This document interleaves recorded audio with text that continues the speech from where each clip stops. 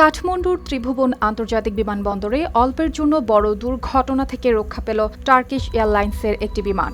অবতরণের সময় হঠাৎ বিমানের চাকার অংশে আগুন ধরে গেলে মুহূর্তেই তৈরি হয় আতঙ্ক। তবে দ্রুত আগুন নিয়ন্ত্রণে এনে নিরাপদে সরিয়ে নেওয়া হয় বিমানে থাকা 278 জন যাত্রী ও 11 জন ক্রু সদস্যকে।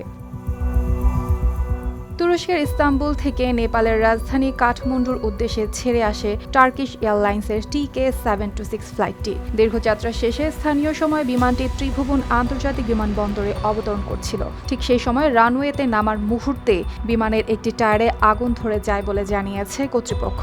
ঘটনার পরপরই বিমানবন্দর জুড়ে জরুরি সতর্কতা জারি করা হয়। রানওয়ের দিকে দ্রুত ছুটে যায় ফায়ার সার্ভিসের গাড়ি ও নিরাপত্তা কর্মীরা। কয়েক মিনিটের মধ্যেই আগুন নিয়ন্ত্রণে আনা হয়। পরে একে একে সব যাত্রীকে নিরাপদে বিমান থেকে বের করে আনা হয়। ওই ফ্লাইটে থাকা যাত্রীদের মধ্যে জাতিসংঘের কয়েকজন কর্মকর্তা ছিলেন বলে জানা গেছে। তবে স্বস্তির খবর হলো এই ঘটনায় কোনো হতাহতের তথ্য পাওয়া যায়নি। দ্রুত উদ্ধার তৎপরতার কারণেই বড় ধরনের দুর্ঘটনা এড়ানো সম্ভব হয়েছে বলে মনে করছেন সংশ্লিষ্টরা।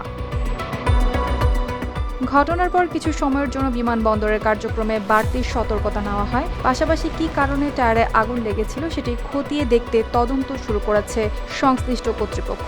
প্রাথমিকভাবে যান্ত্রিক ত্রুটির বিষয়টি সামনে এলেও তদন্ত শেষ না হওয়া পর্যন্ত নিশ্চিতভাবে কিছু জানানো হয়নি।